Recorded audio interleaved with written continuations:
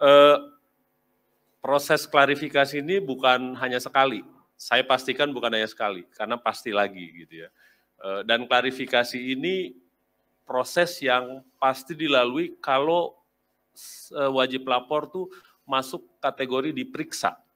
Jadi diverifikasi dulu, ini semua diverifikasi pakai aplikasi plus orang. Kalau dia masuk yang kita sebut outliers gitu ya, entah hartanya naik tinggi, entah utangnya naik tinggi, itu pasti kita tidak terima laporannya seketika.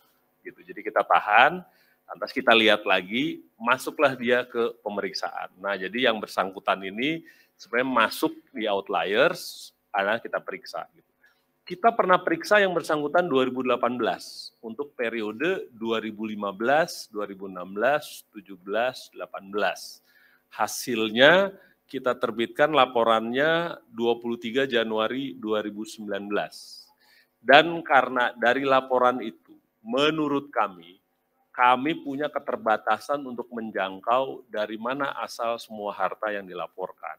Jadi kami berkoordinasi dengan Inspektorat Jenderal Kementerian Keuangan, kita bilang ini kita periksa gitu. Hasilnya hartanya ini, kita cek ke lapangan yang secara administratif disebut di laporan itu oke. Yang secara administratif banknya disebut bank ABCD istri anaknya itu benar. Tidak ada rekening di luar itu atas nama yang bersangkutan, anak dan istri yang tidak dilaporkan. Waktu itu begitu. Tapi kok kita merasa nggak dengan angka kekayaan dan transaksi bank yang sangat aktif, kita merasa kayaknya ada yang nggak pas nih gitu ya. Waktu itu 2019 kita datang, oleh karena itu hampir tidak ada tindak lanjut yang signifikan sesudah itu. Gitu. Nah, kita lihat lagi bahwa yang bersangkutan ini poin yang kedua, baru menjadi wajib lapor itu 2011. Pas jabatannya sudah harus melapor. Jadi sebelum itu dari LHKPN tidak punya wewenang untuk mengambil data ataupun informasi sebelum 2011. Karena yang dikasih LHKPN 2011 ini surat kuasanya buat tahun itu. Nah, oleh karena itu teman-teman kalau PPATK bilang kasih laporan ke kita 2012, iya, ini saya baca laporannya. Saya baca. Itu transaksi keuangan 2003 sampai 2012. Ya, periodenya segini, sementara dia wajib lapornya di ujung sini. Saya harus bilang juga, tidak semua itu bisa ditindaklanjuti dengan mudah oleh kewenangan yang kita punya. Gitu. Oleh karena itu, kita bilang, kita baca pasti yang PPATK, bagian yang dari kita tindaklanjuti, tapi karena periodenya jauh, gitu, pada saat ini kita perhitungkan dalam pemeriksaan, tapi polanya saja yang kita ambil. Kira-kira kayak mana sih ini orang jalannya. Nah yang berikutnya, saya kirim tim kemarin ke Minahasa Utara untuk melihat perumahannya. Ada 65.000 meter, 6,5 hektar, dimiliki 2 perusahaannya atas nama istri yang bersangkutan. Itu sudah ada di LHKPN-nya, sudah ada. Gitu. Jadi 2 perusahaannya. Yang bersangkutan ini melaporkan di LHKPN-nya punya saham di 6 perusahaan. Itu ada disebut nama perusahaannya apa saja, dan 2 dari itu punya yang di Minahasa Utara, perumahan. Nah, kalau di LHKPN, kalau saya punya perusahaan, yang saya catat di LHKPN itu hanya sahamnya saja. Saya punya 50 lembar, 1 lembarnya 1 juta, berarti 50 juta. Itu yang dilakukan. Jadi kalau ditanya itu perumahan segede itu ada di LHKPN nggak? Nggak ada. Yang ada sahamnya di perusahaan itu saja. Itu atas nama istri. Atau saham istrinya di perusahaan itu saja.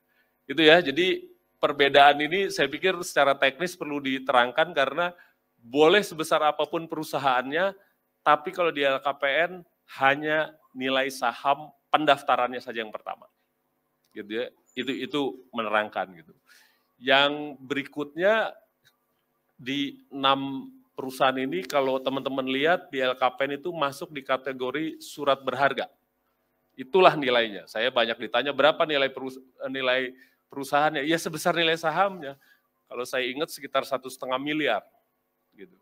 Nilai 6 perusahaan ini. Gitu. Baik yang dimiliki oleh yang bersangkutan, istri, anak maupun yang lainnya gitu. Tapi itu cerita gimana kok perusahaannya besar tapi LKPN-nya tidak terefleksi di situ.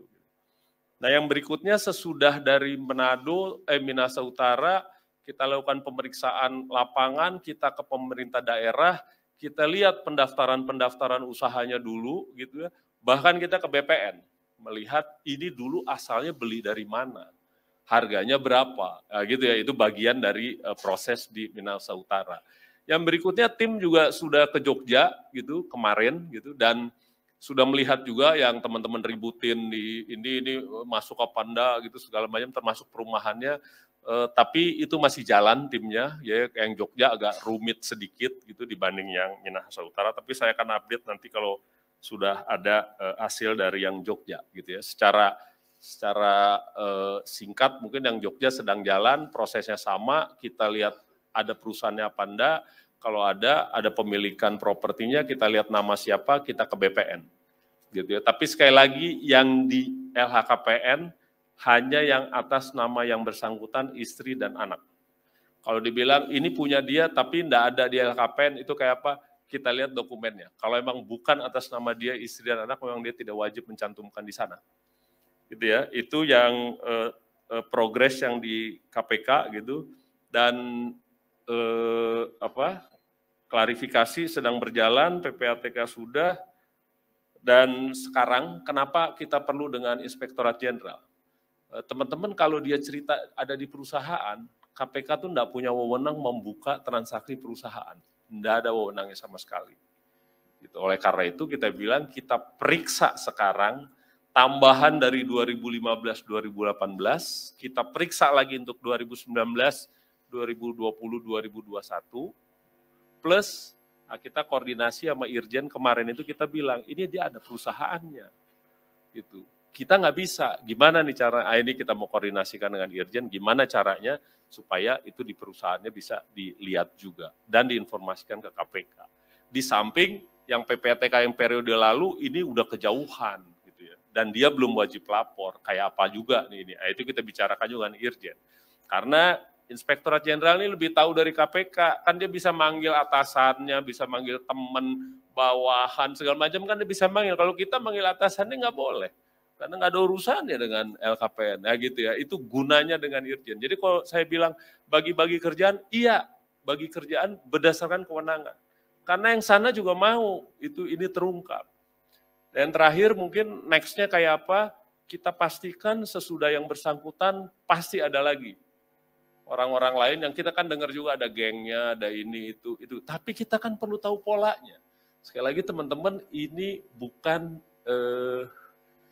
bukan sederhana. Ya sulit sih ya pasti gitu. Bukan sederhana dalam arti, ini kan orang keuangan bener. Dia tahu banget gimana cara kesana kemari. Jadi kita ingin polanya dulu dapat, nanti baru ke yang lain. Dan tambahan sedikit yang Jogja juga kita sedang dalami LKPN-nya gitu, dengan pola yang lain lagi. Jumlahnya nggak istimewa, tapi utangnya kan istimewa gitu ya. Nah itu kita lagi dalami lagi, saya yakin nanti 1-2 hari ini kita keluarkan surat tugas untuk pemeriksaan. Karena dari Kementerian Keuangan juga concern-nya sama juga gitu, ini gimana, dan saya pikir kolaborasi dengan Inspektorat Jenderal gitu akan jauh lebih mengefektifkan pemeriksaan ini.